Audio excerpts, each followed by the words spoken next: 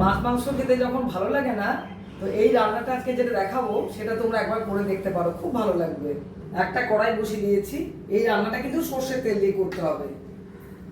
আমি একটু সর্ষের তেল কড়াইয়ের মধ্যে দিয়ে দিলাম। এই 1 চামচ মতন আমি 5 ফোড়ন দিয়ে দেবো, দিয়ে একটা গোটা শুকনো লঙ্কার মধ্যে ফোড়ন দিয়ে দেবো। এখানে দেখো আমি ঝিঙে আর আলু রেখেছি লম্বা লম্বা করে কেটে, এইগুলোকে প্রথমে আমি ভেজে নেব। প্রথমে আমি আলুগুলোকে দিয়ে দেবো।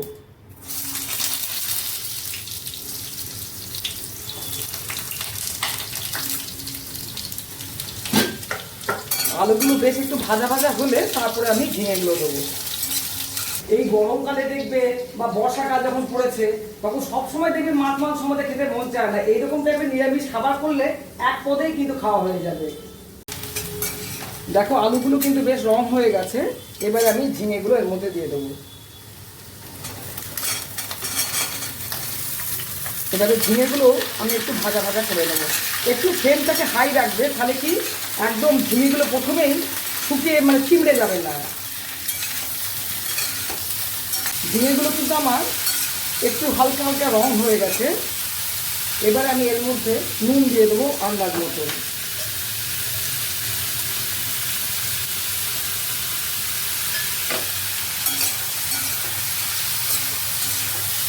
নিরামিষ খাবার মানে মিষ্টি তো একটু দিতেই হবে। 7 চামচ মতো আমি চিনি দিয়ে দিলাম, দিয়ে আবার এটাকে আমি ভালো করে মিশিয়ে নেব। এবারে আমি এর মধ্যে জল দিয়ে দেবো।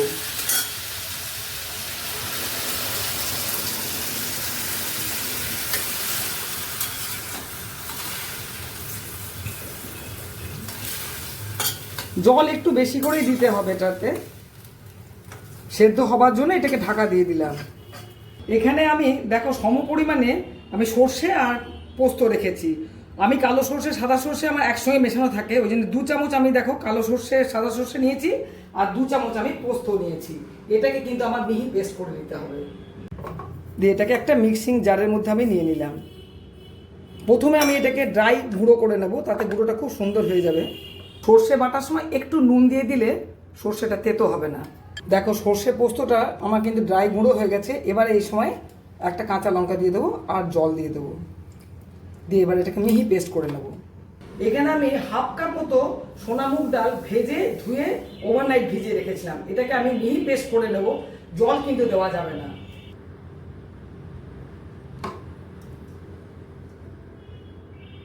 একদম দেখো আমি জল থেকে ঝেড়ে ঝেড়ে নিচ্ছি এটাকে। এই ডালটার মধ্যে একটা কাঁচা লঙ্কা দিয়ে দেবো, দিয়ে মিহি পেস্ট করে নেবো এটাকে। দেখো ডালটা আমার একদম মিহি পেস্ট হয়ে গেছে। এবারে এটার মধ্যে আমি একদম সামান্য একটুখানি গোটা জিরে দিয়ে দেবো আর একদম সামান্য একটুখানি তো কালো জিরে দিয়ে দেবো এর মধ্যে। অল্প একটুখানি নুন দিয়ে দেবো। এবার এটাকে আমার খুব ভালো করে ফেটিয়ে নিতে হবে। দেখো এই সবজিটা কিন্তু আমার 80% সেদ্ধ হয়ে গেছে। এই সময় আমি গ্যাসের ফ্লেমটাকে একদম আস্তে করে দেবো। এবার এর মধ্যে যে বাটাটা রেখেছিলাম একদম ছোট ছোট করে আমি এর মধ্যে দিতে থাকবো।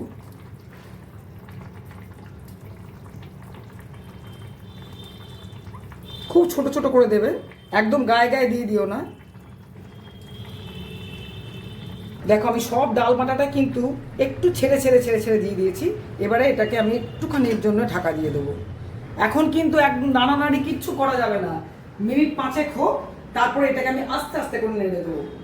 এটা আমার মিনিট 5 ফুটছে। এবারে এটাকে আমি আস্তে করে কিন্তু খুঁটি দিয়ে নাড়িয়ে দেবো। দেখো এগুলো কিন্তু শক্ত হয়ে গেছে। এই সময় আমি এই যে সর্ষে পোস্ত বেটে রেখেছিলাম ওটাকে আমি এর মধ্যে দিয়ে দেবো। বাটিটা ধুয়ে একটু আমি জল দিয়ে দেবো এর মধ্যে। এটাকে কিন্তু আমার এবার হালকা হাতে মিশিয়ে দিতে হবে, খুব বেশি নাড়াচাড়া করলে চলবে না। এই সর্ষে পোস্ত দেওয়ার পরেও আমি মিনিট 2-3 ফুটিয়ে নেবো এটাকে।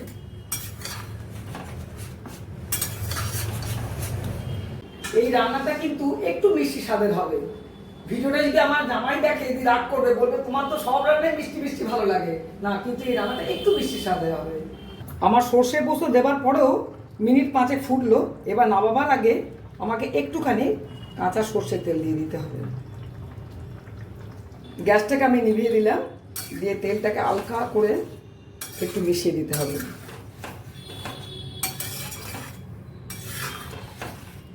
এই রান্নাটা কিন্তু একটু ঝোল ঝোল হবে, শুকনো কিন্তু করা যাবে না এটাকে।